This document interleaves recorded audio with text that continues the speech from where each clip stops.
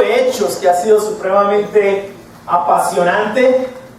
Por lo menos para mí lo ha sido, sé que para muchos de ustedes también lo ha sido. Vamos a ir a Hechos 14, hoy vamos a estudiar todo Hechos 14. Porque aquí venimos a estudiar la palabra de Dios, ¿no? De eso se trata. Entonces vamos a estudiar todo Hechos 14 el día de hoy. Y examinando, como lo hemos hecho hasta ahora, este primer viaje misionero de Pablo, es posible al examinar y al estudiar no solamente este primer viaje misionero de Pablo, sino todo lo que es el libro de Hechos, la importancia y la trascendencia de la evangelización.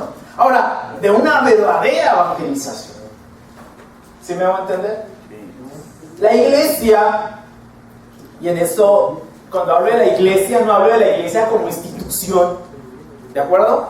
Sino hablo de cada uno de quienes nos llamamos discípulos de Jesús. La iglesia debe ser por excelencia misionera.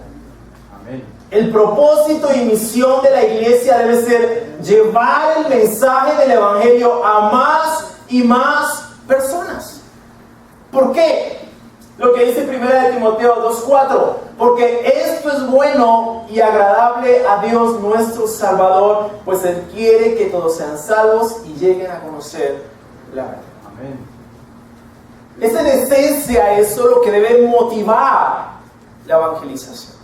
Y cuando nosotros estudiamos la historia en Hechos, nos damos cuenta que lo que motivaba a esos primeros misioneros era precisamente llevar la salvación. Amén. El evangelio es salvación. Hoy, como hablaba yo el viernes, estamos atravesando una época de descontextualización y desvirtualización. Es decir, hemos sacado las escrituras de su contexto, les hemos dado otra interpretación y por lo tanto hemos desvirtualizado la esencia del mensaje. Hoy el evangelio, en la mayoría de casos, el evangelio que se predica no es el evangelio de la escritura. Son otras cosas. Que cuando tú tratas de ver cómo encaja lo que se vive hoy en el cristianismo con la Biblia, realmente no le encuentras compatibilidad. Es totalmente diferente. Evidentemente hay personas que lo están haciendo, están predicando el mensaje, pero también sabemos que hay una gran cantidad de lo que se conoce como cristianismo que no se está hablando del mensaje del evangelio. Se están hablando de otras cosas que no están en la escritura. Es más, es tan desafortunado hoy esto que casi no se abre la Biblia en los púlpitos. Casi no se lee la Biblia, casi no se expone la Biblia, porque, como lo hablaba el viernes, en esencia lo que se busca hoy con la propuesta teológica del cristianismo es buscar complacer al ser humano.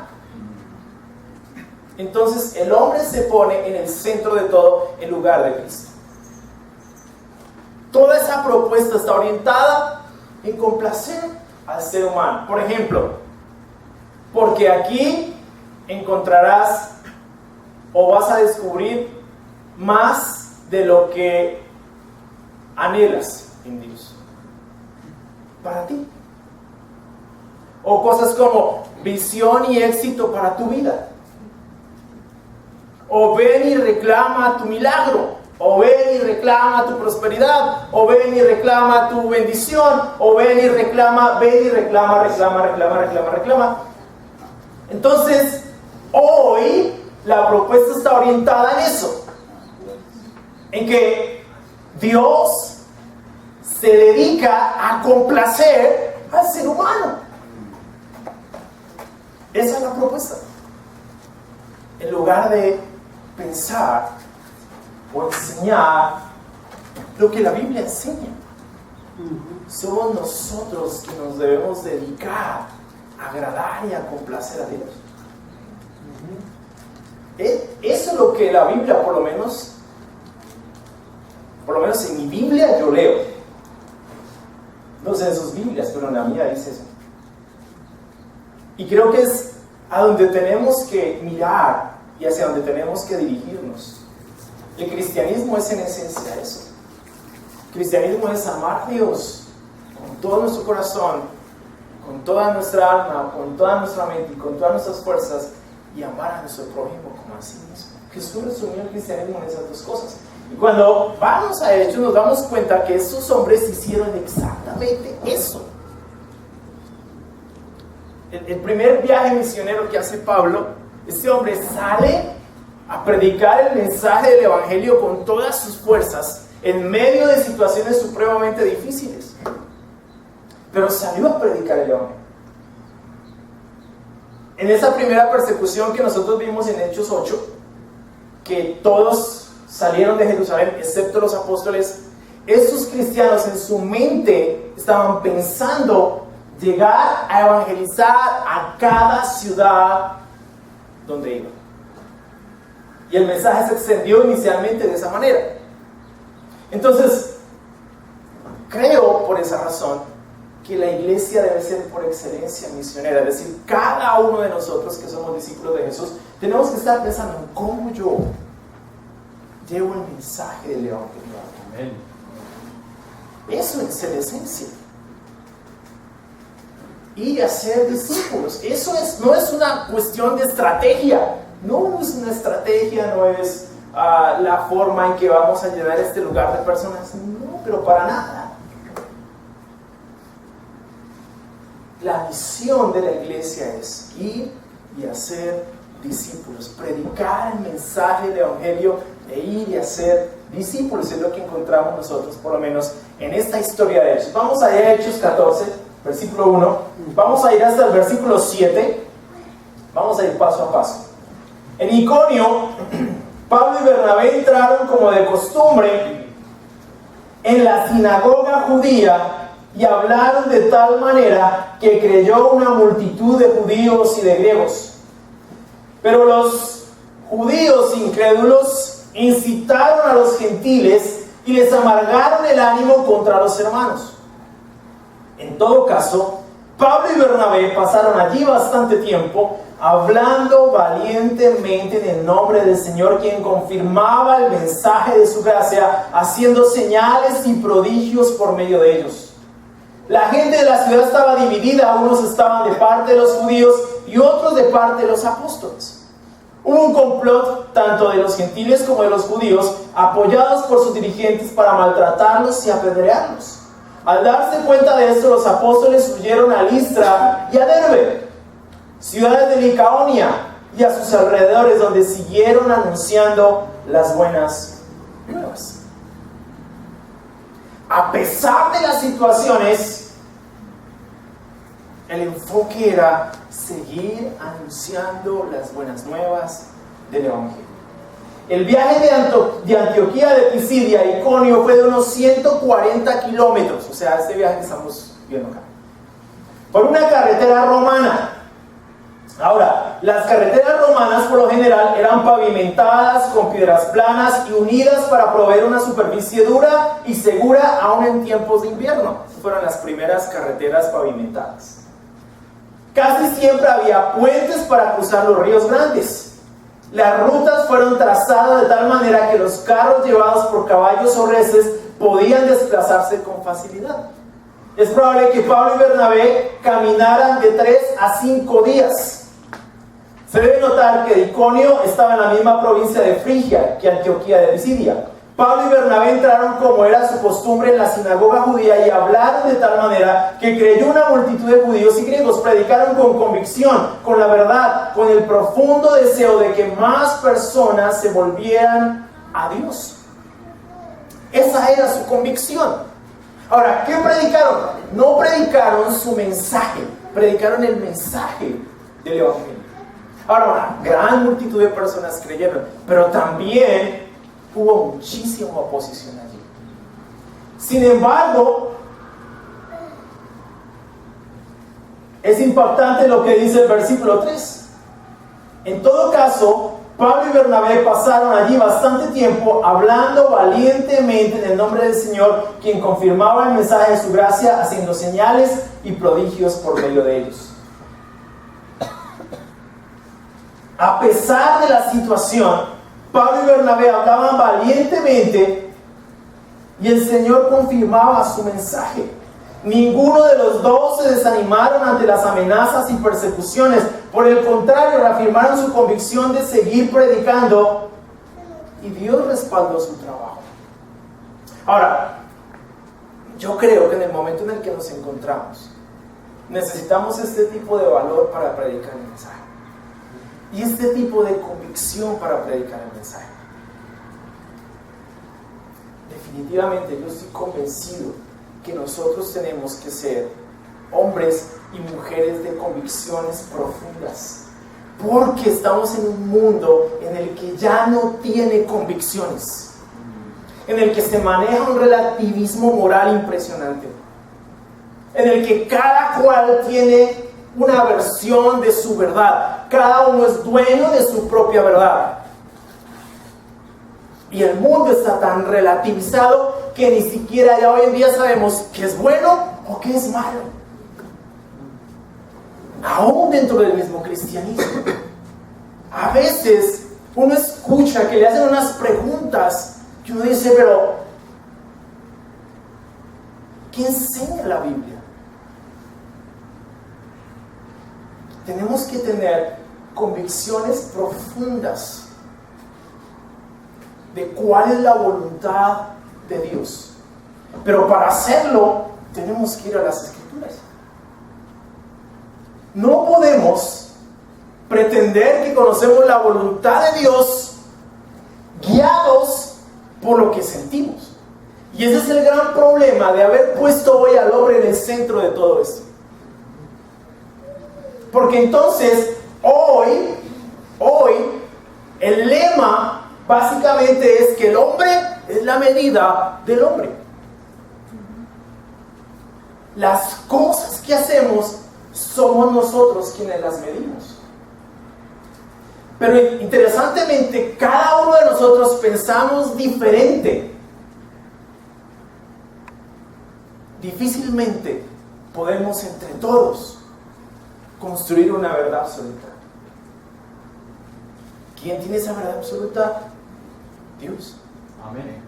Si nos acercamos a Dios con seriedad, con responsabilidad, con temor, con reverencia, vamos a encontrar la fuente de toda la verdad, de lo que es correcto, de lo que no, de lo que está bien, de lo que está mal, porque Dios es esa suprema norma de lo que es bueno.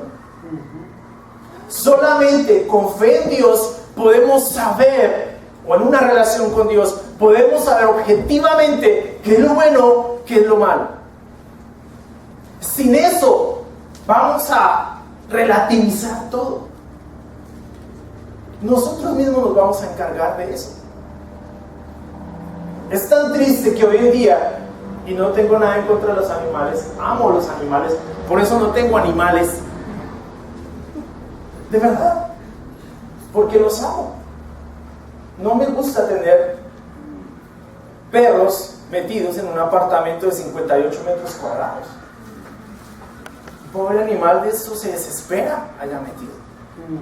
Pero bueno, ese es tema de otra clase. Pero hoy se valora más a un animal que a una persona. Pero ¿saben por qué? Porque nosotros dejamos de creer y dejamos de pensar lo que dice la Biblia, que los seres humanos fuimos creados a imagen y semejanza de Dios. ¿Saben por qué también hoy? Porque nos cuesta tanto relacionarnos los unos con los otros que yo mejor me compro un perro porque ese siempre me mueve la colita. Claro, el perro nunca me va a decepcionar, y eso es lo que dice, el perro no lo decepciona a uno. Pues sí, mientras usted le dé comida y lo trate bien, no hay problema. Nos cuesta tanto relacionarnos, nos cuesta tanto sentarnos a aún hablar de las cosas de las que no nos sentimos bien, en las que no estamos de acuerdo, nos cuesta tanto. En los matrimonios, por ejemplo, resolver un conflicto en el matrimonio es tan difícil, pero ¿saben por qué? No porque sea difícil, sino porque cada uno está en una posición que está defendiendo. Cada uno ha construido su castillo y lo defiende. Eso sucede muchas veces en el matrimonio. Ahora, no nos damos cuenta. Resolver un conflicto entre familias es difícil. ¿Por qué? Porque cada uno tiene su posición. No estamos pensando, bueno, lo que dice la Biblia, por ejemplo. Esas son cosas que van totalmente contra nuestra ética.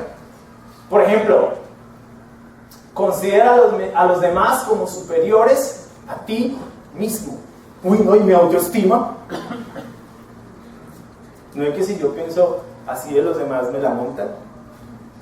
Eso es lo que uno piensa. Considera a los demás como superiores a ti mismo. ¡Wow! ¿Sabes de qué habla eso? No de autoestima, habla de humildad. Es diferente. Si tú consideras a los demás como superiores que a ti mismo, vas a estar pensando en amarlos y en servirlos. No en buscar algo de ellos, sino en cómo los amas y cómo los sirves. Cada cual considere voy a parafrasearlo, llenar o buscar satisfacer las necesidades de otros o preocuparse los unos por los otros. No, eso va totalmente contra mi ética. ¿Quién se preocupa por lo mío? Por ejemplo, otra cosa que va totalmente en contra de la Biblia: no le digas a nadie cómo estás, porque es que nadie se preocupa por ti. Eso es verdad, porque como cada cual está pensando en lo suyo, no le importa lo que está al lado. Por eso es que hoy las relaciones son tan difíciles. Nos hemos apartado completamente de lo que la Biblia dice en ese sentido. Por eso es que es tan difícil hoy, mis amigos y mis hermanos. Nos hemos apartado tanto de la palabra de Dios, tanto de las convicciones que la Biblia tiene, que hoy no sabemos para dónde vamos. No tenemos la menor idea. ¿Por qué? Porque hemos dejado la palabra de Dios archivada en alguna parte de nuestras casas. Y no nos hemos sentado a estudiarla, a profundizar qué es lo que dice. Es por esa razón. Es por esa razón. Hemos dejado la palabra de Dios. Y como hoy casi tampoco se predica la palabra de Dios, entonces no, porque estamos pensando cómo complacemos a las 5,000 personas que se reúnen hoy aquí. ¿Qué les decimos para que se sientan animadas? Es que Dios no nos busca entretener. Dios no nos busca complacer. Él no está pensando en eso. Él lo que quiere es que hagamos su voluntad, que lo honremos, que lo glorifiquemos, que sintamos temor de Él, que sintamos reverencia por Él, que lo amemos con todas nuestras fuerzas. Ese es el orden. Y no nos debe dar vergüenza eso. Porque nuestro Dios es un Dios que pide eso de nosotros. Ahora, si tú crees que no es así, eso significa que tú ya fuiste, consultaste con Dios, te diste cuenta que eso no es, y entonces tienes un conocimiento mejor que lo que las Escrituras dicen, lo cual no creo. ¿Sí me hago entender? Pero tenemos que ir a las Escrituras, tenemos que profundizar tanto en ellas que tengamos el valor, porque a veces se necesita muchísimo valor para defender el mensaje de nosotros mismos y vivirlo. El valor para vivirlo y el valor para predicarlo. Asegurarnos que tenemos claras nuestras convicciones profundamente, que estoy seguro de lo que creo, porque surge de las Escrituras. No de lo que fulanito o sutanito me dijo, sino de lo que la Biblia nos enseña. Estoy tan convencido de hacer la voluntad de Dios que voy a hacerla. Pero tenemos que sacarnos nosotros del centro de esto y dejar que Dios se siente en su trono.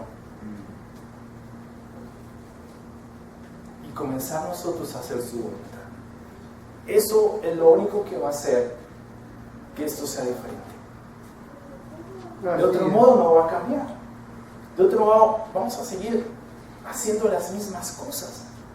No vamos a saber hoy si la homosexualidad está bien o no.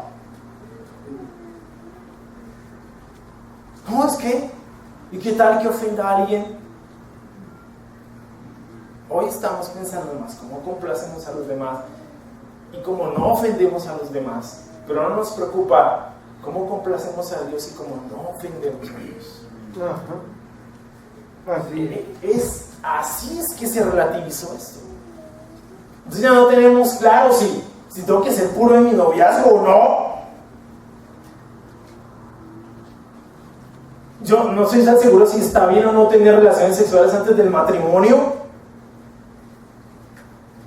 O si la unión libre está bien o mal.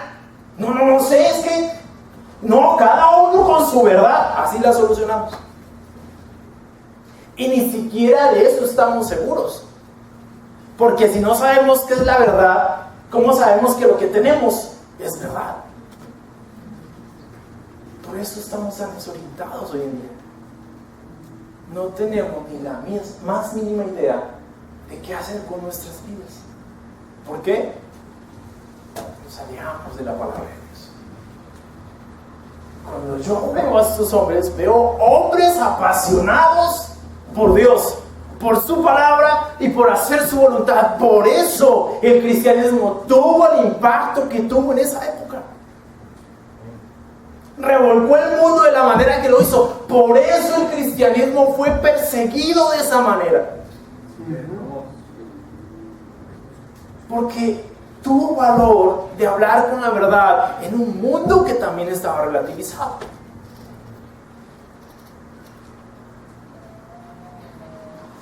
Si tú vives la verdad, te van a perseguir.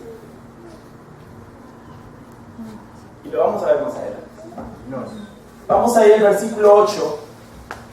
La misión en Listra y Derbe. En Listra vivía un hombre lisiado de nacimiento, que no podía mover las piernas y nunca había caminado. Estaba sentado escuchando a Pablo, quien al reparar en él y ver que tenía fe para ser sanado, le ordenó con voz fuerte: ponte en pie y enderézate. El hombre dio un salto y empezó a caminar. Al ver lo que Pablo había hecho, la gente comenzó a gritar en el idioma de Licaonia: los dioses han tomado forma humana y han venido a visitarnos. A Bernabé lo llamaban Zeus y a Pablo Hermes, porque era el que dirigía la palabra. El sacerdote de Zeus, el dios cuyo templo estaba a las afueras de la ciudad, llevó toros y guirnaldas a las puertas y con toda la multitud quería ofrecerle sacrificios. Al enterarse de esto, los apóstoles Bernabé y Pablo se rasgaron las vestiduras y se lanzaron por entre la multitud gritando: señores, ¿por qué hacen esto? Nosotros también somos hombres mortales como ustedes. Las buenas nuevas que les anunciamos es que dejen estas cosas sin valor y se vuelvan al Dios viviente, que hizo el cielo, la tierra, el mar y todo lo que hay en ellos. En épocas pasadas Él permitió que todas las naciones siguieran su propio camino. Sin embargo, no ha dejado de dar testimonio de sí mismo, haciendo el bien, dándoles lluvia del cielo y estaciones fructíferas, proporcionándoles comida y alegría de corazón. A pesar de todo lo que dijeron, a duras penas evitaron que la multitud les ofreciera sacrificios. En eso llegaron de Antioquía y de Iconio unos judíos que hicieron cambiar de parecer a la multitud. Apedrearon a Pablo y lo arrastraron fuera de la ciudad, creyendo que estaba muerto. Pero cuando lo rodearon los discípulos, él se levantó y volvió a entrar en la ciudad. Al día siguiente partió para Derbe en compañía de Bernabé. Wow. Ahora, el viaje a Listra fue de unos 30 kilómetros por la misma carretera romana que siguieron desde Antioquía de Pisidia. No se menciona sinagoga alguna en Listra ni tampoco en Derbe. Ambas ciudades estaban en una región más aislada que Iconio y Antioquía de Pisidia. Los judíos no construían sinagogas si no había una población hebrea de al menos 12 cabezas de familia. Entonces eso indica que había muy pocos judíos allí. Así podemos concluir que Pablo y Bernabé pasaron una parte donde la gran mayoría de la gente era pagana. La narración comienza con un milagro. Había un paralítico escuchando a Pablo con mucha atención. Pablo se fijó en él y al ver que tenía fe para ser sanado, le ordenó con voz fuerte que se levantara y se enderezara. Hechos 14, 11, 13 narra el resultado sorprendente del milagro. Un intento de parte de la multitud de ofrecer sacrificios a Bernabé y a Pablo como si fueran dioses en forma humana. Ahora, ¿por qué pasó eso? Para entender lo que pasó en Listra frente a esa sanidad, es necesario referirse a un mito contemporáneo en el libro de la Metamorfosis del poeta romano Ovidio. En la leyenda, los dioses paganos Júpiter, dios latino equivalente a Zeus en la mitología griega, y Mercurio, equivalente a Hermes, llegaron disfrazados como humanos a la región de Frigia y Licaonia. Visitaron 1000 casas sin encontrar nadie que los hospedara. Al fin una pareja de ancianos les brindó humilde hospitalidad. Los dioses castigaron a toda la región con una inundación, pero convirtieron la casa de los ancianos en un templo y ellos se hicieron sacerdotes. Esto es un mito popular muy conocido en el tiempo de Hechos, y en la región donde Pablo y Bernabé estaban. En consecuencia, cuando la gente vio la sanidad milagrosa del paralítico, concluyeron que los mismos dioses volvieron para ver si les iban a recibir mejor en esta ocasión, y ansiosos por evitar el castigo, trajeron animales y guirnaldas para ofrecer sacrificios a los apóstoles y celebrar su llegada. Por eso pasó lo que pasó. Ahora hay que entender que era una nación pagana. No tenía ni conocía las tradiciones judías, diferente a las otras poblaciones donde Pablo y Bernabé habían ido a predicar. Aquí tenían que enfrentarse con otro contexto, completamente diferente. Un contexto donde tienen una gran gama de dioses, de divinidades. Cuando Pablo y Bernabé llegan allí y predican el mensaje y hacen este milagro, evidentemente los confunden con estos dioses de la cultura grecorromana. Ahora, ¿cuál fue la respuesta de Pablo y Bernabé? Fue una respuesta íntegra. No, nosotros somos seres humanos como ustedes, somos mortales. Se rasgaron las vestiduras en señal de dolor, en señal de indignación, y les hablaron con la verdad. Les predicaron el mensaje del Evangelio. Precisamente son estas cosas de las que se tienen que arrepentir. Ese fue el mensaje. Ahora, ¿qué aplicaciones tiene para nosotros eso el día de hoy? Lo mismo que les dije al principio. El ser humano está en el centro de todo esto. Una tendencia muy fuerte en los seres humanos es ese culto a la personalidad. En la iglesia de Corinto sucedió. En la iglesia de Corinto sucedió. Se comenzó a ver más a los hombres que a Cristo. Y hoy me llama la atención que está tan puesto el hombre en el centro de todo esto, que se mira más al hombre que a Cristo. Y en esto quiero ser muy honesto. Los líderes religiosos somos seres mortales comunes y corrientes. No somos divinidades. Pero hoy, tristemente, muchos de esos personajes se sentaron en el trono que únicamente le pertenece a Cristo. Por eso el cristianismo está como está. Por eso en lugar de seguir a Cristo, seguimos a personalidades. Cristo es el camino, la verdad y la vida. Y nos debe indignar cuando alguien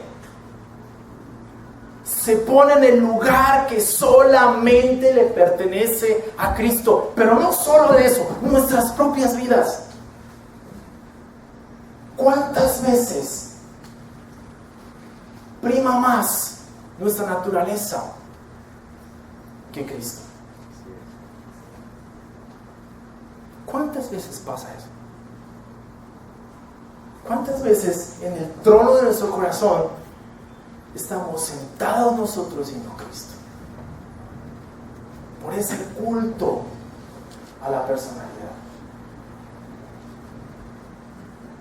Es que el tipo es teólogo, tiene un PhD, tiene una maestría, tiene 5 doctorados.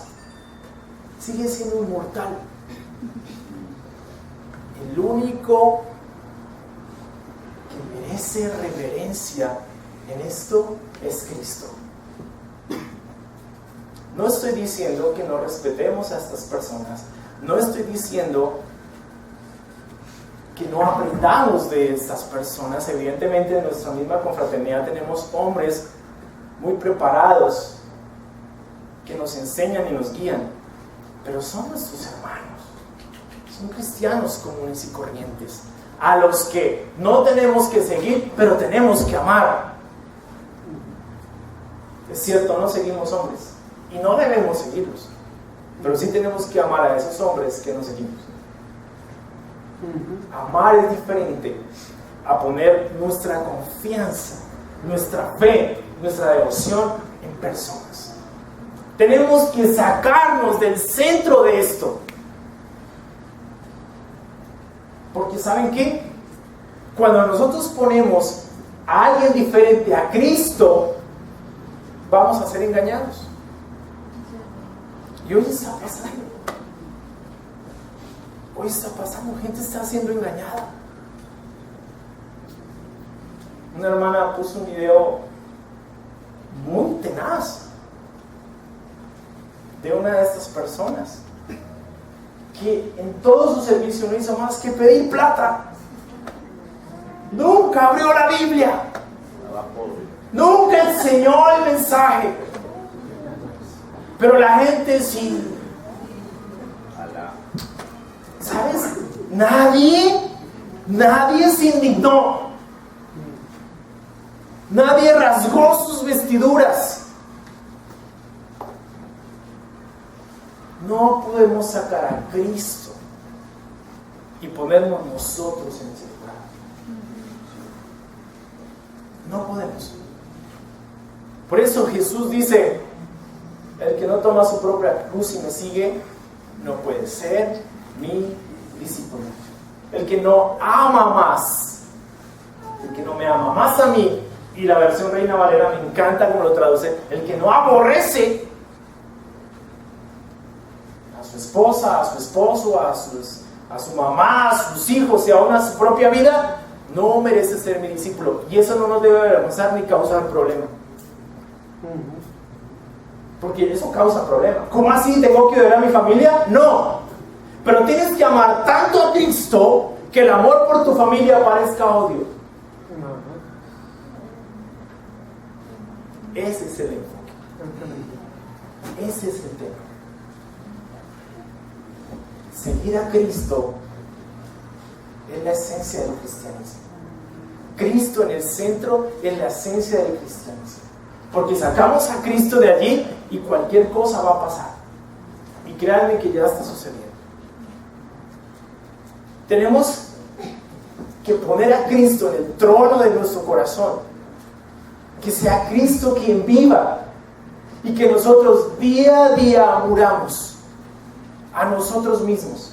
Esa es la esencia del cristianismo. Por eso Pablo y Bernabé se indignaron tanto. Es que para un judío eso era complicado.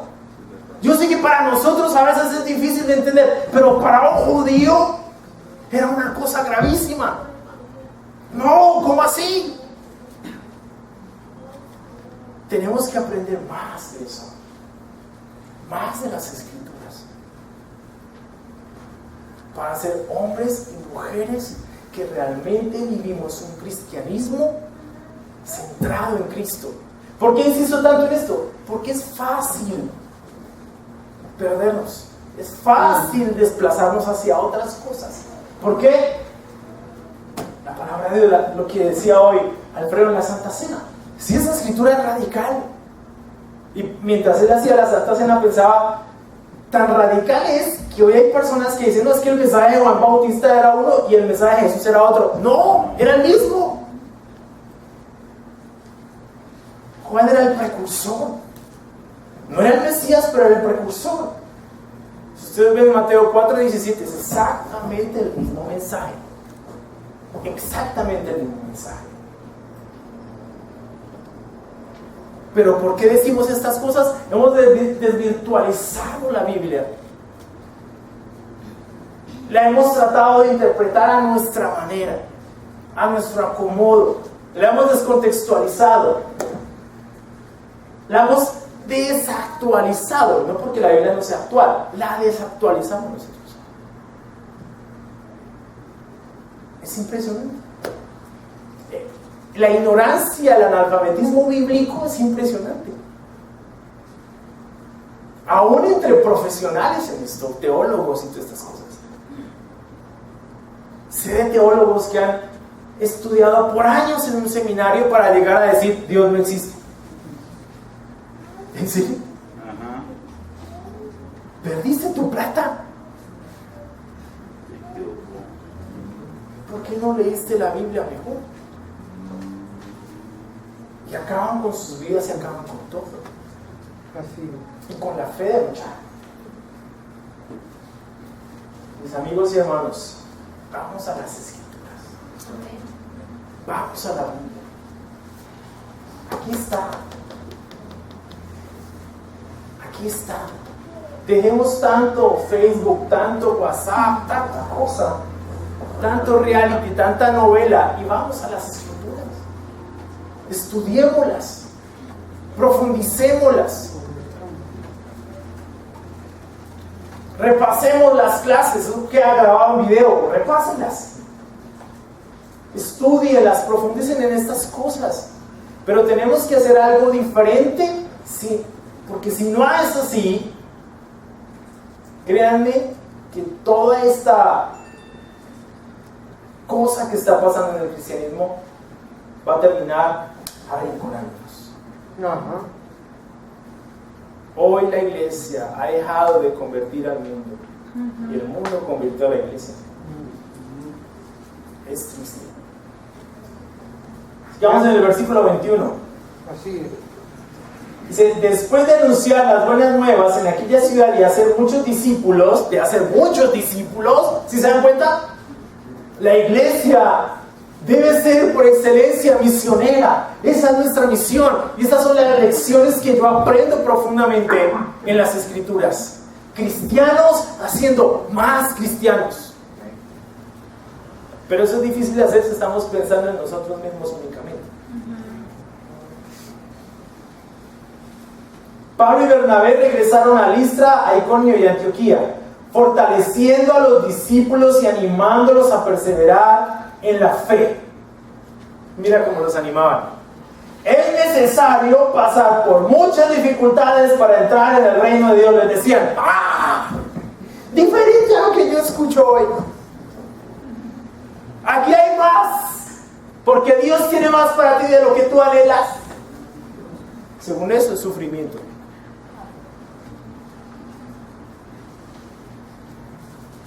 No. Eso es totalmente diferente a la propuesta que yo leo y escucho. Totalmente diferente. ¿Sí se dan cuenta? Ahora, impacta algo que dice en el versículo 22. Fortaleciendo a los discípulos y animándolos a perseverar en la fe. La conversión no acaba en el bautismo, ahí empieza. Pero también necesitamos el discipulado en nuestras vidas. Yo no entiendo cómo un cristiano sobrevive sin discipulado, sin estar tratando sus necesidades, sin estar tratando su vida, sin estar siendo animado, fortalecido y exhortado a perseverar en la fe. Necesitamos discipulado en nuestros matrimonios. El taller para parejas, ¿qué es? Es esto. Es un trabajo que vamos a hacer juntos. trabajando en los matrimonios con seriedad. No es simplemente ir por ir y, ay, vine a una clase, chévere, chao. Vamos a trabajar juntos en esto. Necesitamos discipulado. No entiendo cómo un cristiano sobrevive sin discipulado un mes. Porque créanme, hermanos, el mundo, como está ahorita, te va a aplastar. A nosotros nos tienen que echar todos los martes de un sitio.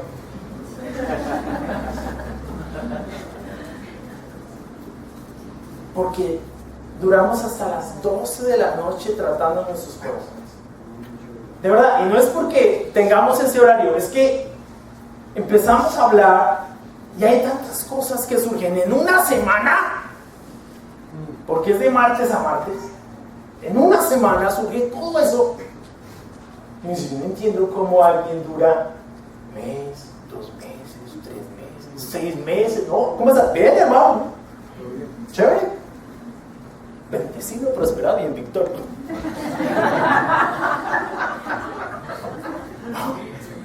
Amén. Pues chévere. Pero ¿cómo está tu vida? ¿Cómo está tu matrimonio? ¿Cómo está tu pureza? ¿Estás orando?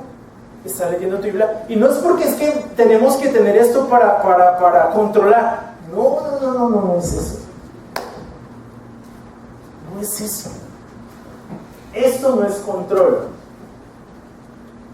Fortaleciendo a los discípulos y animándolos a perseverar en la fe. Eso es amor. Amor. ¿Cómo estás, hermano?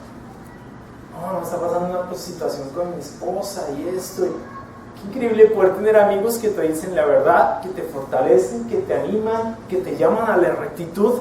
Amigos de verdad. No gente que te está dando por besitos en la espalda y ya. Sino amigos que te llaman a hacer las cosas bien. Así. Amigos que tocan tu alma. No con pinches. El discipulado no es con pinchería. Es increíble ver cómo 6 hombres se sientan a hablar de su corazón, de cosas espirituales. Porque hoy 6 hombres se sientan a hablar de otras cosas, a tomar cerveza, a hablar de mujeres que no son sus esposas, por cierto, a hablar de un montón de barbaridades, y eso es como, chévere. Chévere. Miren cómo está el mundo con esa clase de hombres. Esos son los que están en el poder ahorita, dirigiendo nuestra nación,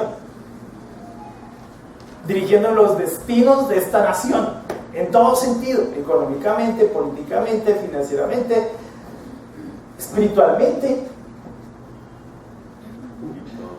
en todo. Por eso digo, no entiendo cómo un discípulo sobrevive más de una semana sin estar tratando su corazón. Ahora no estoy diciendo que tengamos que depender del discípulo, no, porque también es cierto que nosotros necesitamos ser sabios y vivir vidas que agraden a Dios. Pero la Biblia también nos llama a aconsejarnos e instruir nosotros unos a otros con la riqueza de la palabra de Dios. Eso también nos llama a la Biblia. Entonces encontrar un balance en esas dos cosas. No somos islas, dijo un poeta, y un cristiano tampoco lo es. Sigamos. Es necesario pasar por muchas dificultades para entrar en el reino de Dios, les decía. Esa es la otra. Ningún para de sufrir. Yo no sé si ustedes, pero si les han dicho eso, les están metiendo los dedos a la boca. Pablo dice que es necesario pasar por muchas dificultades para entrar en el reino de Dios. Es cierto. Vamos a sufrir. Pero el sufrimiento nos purifica. El sufrimiento nos madura. Si atravesamos por esas tormentas, de la mano de Dios, si nos dejamos guiar por Dios, leí algo que me llamó mucho la atención porque, ¿cómo es que dice? Le dice el destino al guerrero: ten cuidado con la tormenta. Y el guerrero le dice: yo soy la tormenta. Y pensé, bueno, no hay que tenerle miedo al sufrimiento, no hay que tenerle miedo a las dificultades. Tenemos que afrontar la vida con valor. Amén. Con fe en Dios. Sí vamos a pasar por dificultades, por supuesto. Estamos en este mundo, no vamos a salir sin un rasguño y luego nos morimos. O sea, de verdad, lo que decía Roque es verdad, la vida es dura y golpea duro. El tipo tiene toda la razón. Pero no se dejen creer de ese mensaje: no, mira, Dios te quiere bendecir, nada te va a pasar, mira a tu derecha, mira a tu izquierda. Esa es la descontextualización que yo digo. Entonces, ¿por qué hoy cristianos están muriendo en Siria? ¿Será que Dios los abandonó? ¿Sí? ¿Será eso? ¿Será que Dios los tiró a su suerte? ¿Será que Dios es tan incompasivo que bueno, estos cristianitos de Siria no me sirven, que sufran? ¿En serio? ¿Y nosotros aquí somos los privilegiados? ¿Somos los bendecidos? ¿En serio? La verdad no creo eso.